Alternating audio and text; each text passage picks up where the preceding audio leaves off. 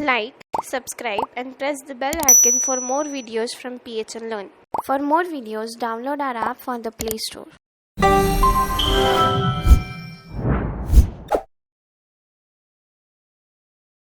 Hello guys, welcome to PHN Technology Private Limited. In today's session, we are going to learn about file handling. But before starting with this concept file handling, let's understand why this file handling and what basically is this file handling is needed. Okay, so now we have learned that my memory system is divided into two types, that is my primary memory and my secondary memory, right? And primary memory we take an example of RAM, whereas in secondary memory we take an example of hard disk. Okay, so now till now whatever program we have done, means till now what we were doing, we were calling a function and we were using the value, we were storing it, and the moment the scope was over, the variable was also getting destroyed, right? So consider I have a program over here that is hello.c. Now in that hello.c I have considered many variables and I have declared many variables like a, b, c, d. So these many variables will be getting stored in my RAM, right? And the moment the scope or else the moment I am closing the hello.c window, I am closing the program over there, these complete memory which was stored for that hello.c variables is getting destroyed. That's what the case is in RAM, right? It is a temporary storage of memory, right? So the moment I am closing it, the memory is also getting destroyed, right? But let's consider I want a program which after closing it also, but even if let's say I have a hello.c, but I want a condition like even if I close hello.c, my memory should not get deleted. It should be there forever, right? But now, for example, if you take a mobile phone, right? Example, if you have mobile phone, now I will go to the I will go to the tab mobile icon, and there I have many different contacts, right? I have stored many different contacts over there. So now if let's say I want a contact number of Suresh, I got the contact number, I wrote it, then I wrote it, and now I closed the app, and from background also I deleted it.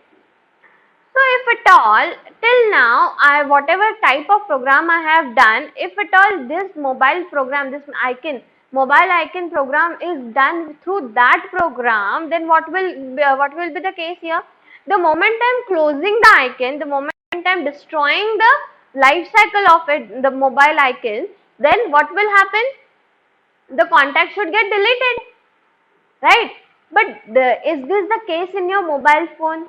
No, right? Once you have stored it, it will get stored forever till you yourself delete it, right? And this type of memory are getting stored in my hard disk.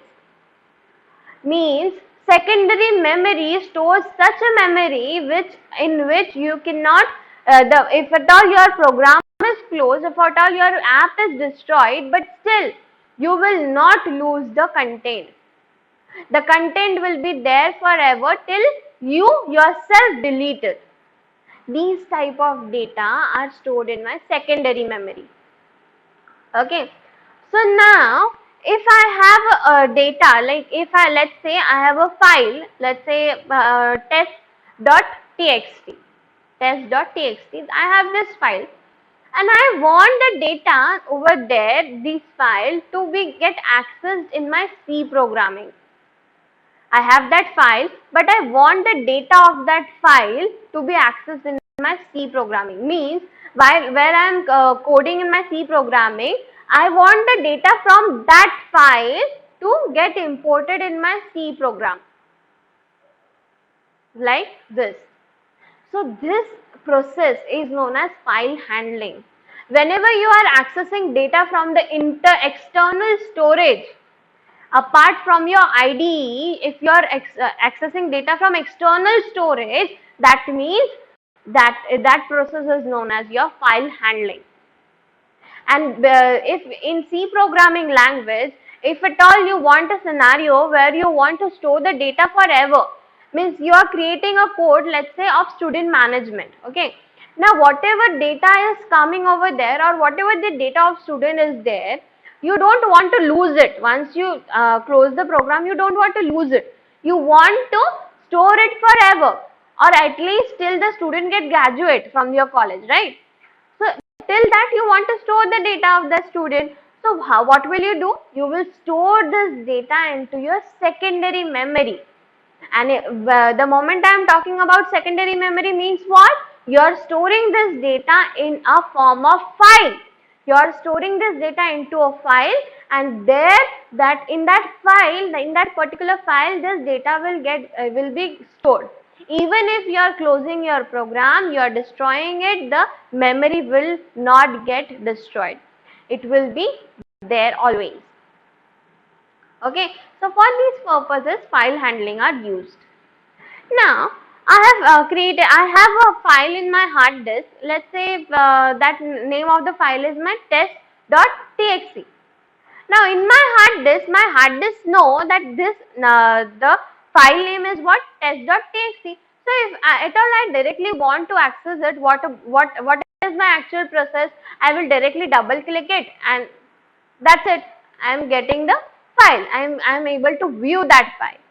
But what if this file I want to access, I want to take it in my RAM, means what? I want to access in my C programming. See, now what it will do? It will take the copy of that file and it will come in the RAM.